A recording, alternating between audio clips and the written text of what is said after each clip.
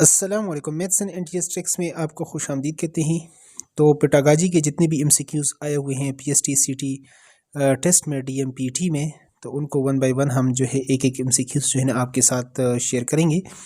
तो चलो सोल्यूशन को स्टार्ट कर लेते हैं। ये पीएसटी टेस्ट में हमारे पास 24 नंबर पर ये एमसीक्यूज़ पेटागाजी का मौजूद था।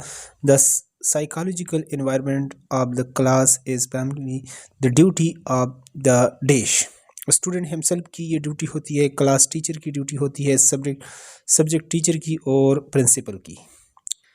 तो बच्चे को फ्रेंडली इन्वायरमेंट मुहैया करना ये किसकी ज़िम्मेदारी है? ये एक क्लास टीचर की ज़िम्मेदारी है। ऑप्शन बी इसमें हमारे पास साइकोलॉजिकल इन्वायरमेंट, ऑप्शन बी इसमें हमारे पास ऑप्शन बी जो है ये बिल्कुल करेक्ट है।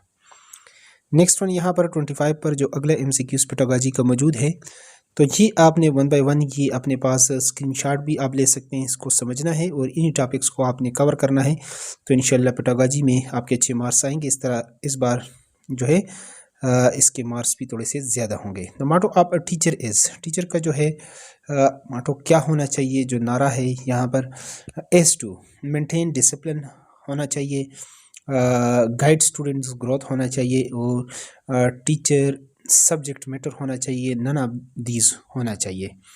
तो मौजूदा दौर में ये ना टीचर जो है ना एज अ फैसिलिटेटर या जो है ना वो करेगा गाइड करेगा, guide students growth. Option B यहाँ पर हमारे पास जो है ये ज़्यादा सूटेबल है, ऑप्शन बी इसमें करेक्ट है। नेक्स्ट अगले एमसीक्यूज़ की तरफ यहाँ पर चलते हैं।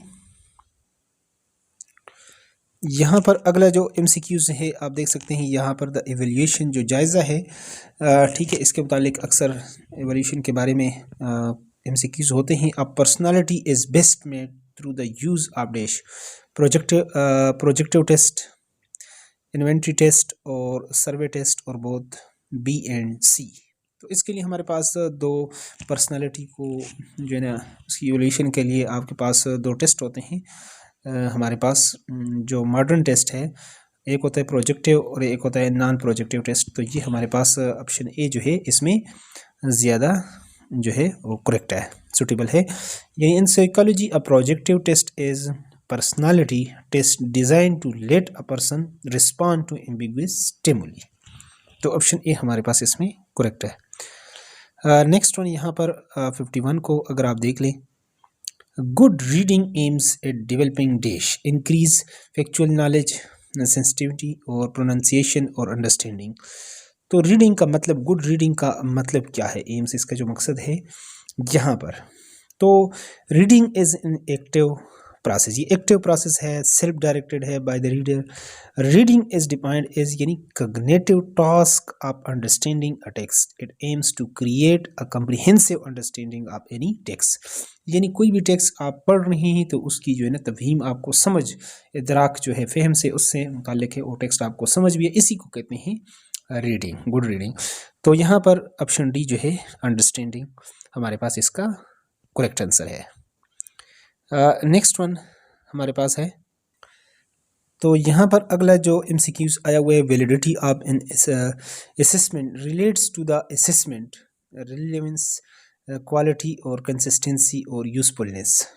तो validity of an assessment, assessment की वैलिडिटी जो है, तो यहाँ पर इस तरह आप एक होती है यहाँ पर वैलिडिटी, एक होता है reliability. The reliability of an assessment tool is the extent to which it yani consistently and accurately measures learning. The validity of an assessment tool is the extent by which it measures what it was designed to measure. तो इसमें कि ये relevant है या relevance, तो इसको देखा जाता है।